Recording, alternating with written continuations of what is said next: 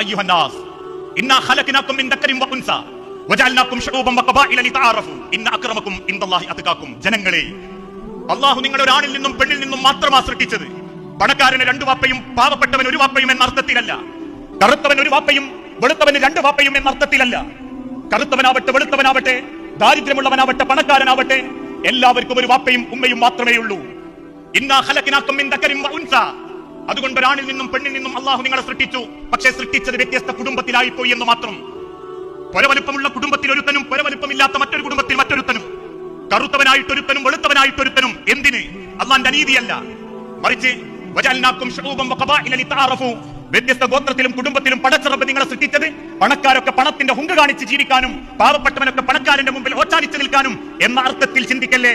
മറിച്ച് അല്ലാഹു അങ്ങനെ ആക്കാനുള്ള കാരണം ലിതആറഫു, നിങ്ങൾ പരസ്പരം മനസ്സിലാക്കാൻ, അറിയാൻ, തിരിച്ചറിവോടെ പെരുമാറാൻ,